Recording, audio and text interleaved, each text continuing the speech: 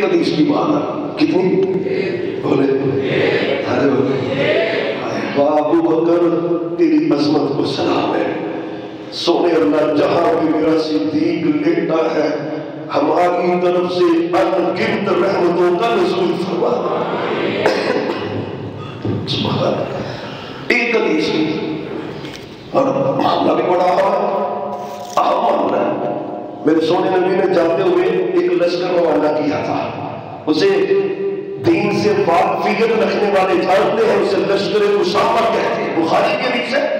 آپ نے بھیج دیا تھا، ابھی میں قریب تھا کہ خبر پہنچی محفوظ ہو گئے، لشکر واپس آ گیا، تجہیز و تدفین ہوئی، خلافت مل گئی میرے صدیق کو، اعلان کیا چلو بھائی نکلو ساتھ نکلو، اور حکمرانوں تمہیں اللہ کا واسطہ ہے، اور ملک کے اداروں کے سربراہوں تمہیں اللہ کا واسطہ ہے، اگر تم اس ملک سے خیر خواہ ہو، اگر تمہارے دین اسلام پاکستان کی محبت ہے تو تمہیں اللہ کا واسطہ ہے۔ ملکوں میں خیر کیسے آتی ہے، برکت کیسے آتی ہے، رحمت کیسے آتی ہے؟ سبحان اللہ سبحان اللہ، میرے صدیق ہے۔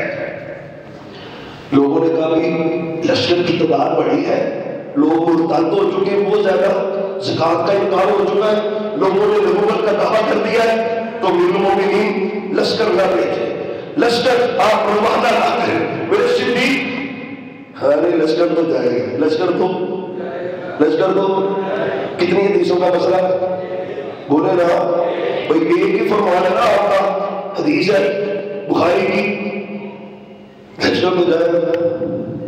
لوگوں نے بڑی سفارشیں کی، آخری سفارش اور سب سے بڑی سفارش صحابہ کے نزدیک کہ ابو بکر سب کی بات رد کر سکتے ہیں، عمر کی بات رد نہیں کر سکتے۔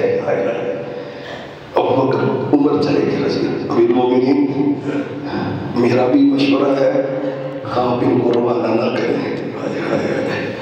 وہ ابو بکر تیری عظمت پہ کیا کہنے، تجھے سونے اللہ نے سونے کا بلا فصل خلیفہ ایسے تو نہیں بنایا، میرے نبی نے اپنی زندگی پہ مسلح پہ ایسے تو کھڑا نہیں کروایا، کچھ گوارنیاں ہے تو یہ رب نے عزت دی ہے نا۔